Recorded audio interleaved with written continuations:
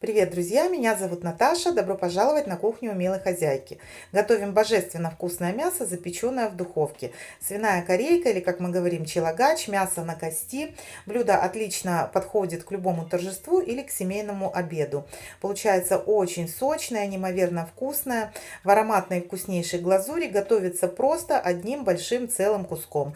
В описании под видео указано количество ингредиентов. У меня свиная корейка весом приблизительно 2 килограмма. Сначала ее нужно зачистить от всех ненужных пленочек. Я вот так срезаю все, что мне не нравится. Затем соединяю соль вместе с молотым черным перцем и хорошо мясо натираю со всех сторон.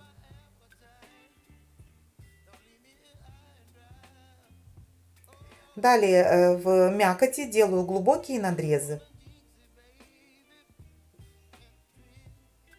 И оставшиеся соль с перцем вот так вот еще немножко втираю, чтобы мясо просолилось и проперчилось внутри. Далее я начистила чеснока, вот целые такие зубчики у меня, и прямо по целому вкладываю в эти отверстия. В идеале мясо оставить промариноваться на 2-3 часа или можно даже на ночь.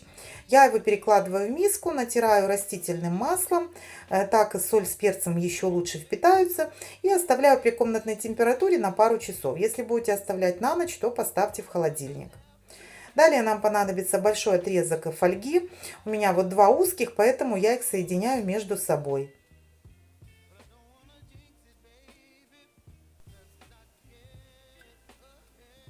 Перекладываю мясо на фольгу и плотно упаковываю. Духовка к этому времени должна быть разогрета на 150 градусов. Перекладываю мясо в глубокую емкость для запекания, с него будет подтекать сок, и отправляю в разогретую духовку на 1 час 50 минут. А в это время готовлю вкуснейшую глазурь. Одно кисло-сладкое зеленое яблоко я очистила от семечек, кожицу, как видите, не снимала, и буду измельчать в блендере. Если яблоко не сочное, нужно добавить немножко воды и измельчить до состояния пюре.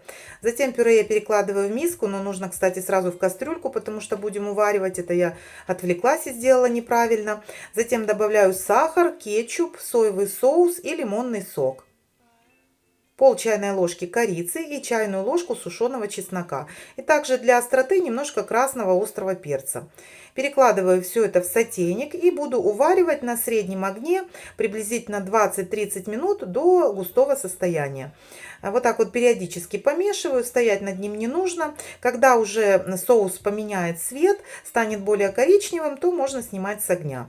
Достаю мясо из духовки. Прошел ровно час 50 минут. Как видите, оно вот уже такое красивое. Я подготавливаю заранее противень. Значит, я вот эту жидкость слила, она нам не пригодится. И застилаю той же фольгой противень. Затем я установила решетку, перекладываю мясо сверху аккуратно и покрываю глазурью. Со всех сторон, щедро, так не жалея, потому что чем больше налипнет глазури, тем будет вкуснее. Переворачиваю на другую сторону и снова покрываю глазурью. Духовку разогреваю до максимальной температуры, у меня это 250 градусов, и ставлю в духовку на 10 минут. Но все время наблюдаю, чтобы не подгорело, а просто взялась корочкой. Затем я достаю из духовки, и у меня еще осталось немножко глазури, то заново покрываю полностью со всех сторон мясо глазурью.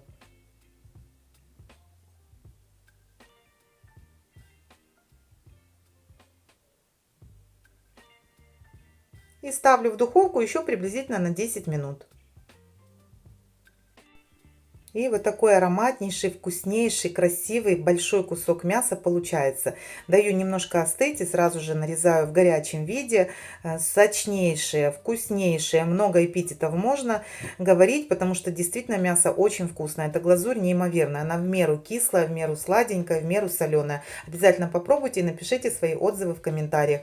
Надеюсь, что вам нравятся мои рецепты. Тогда подписывайтесь на канал, чтобы ничего не упустить. Всем мира и добра. Пока!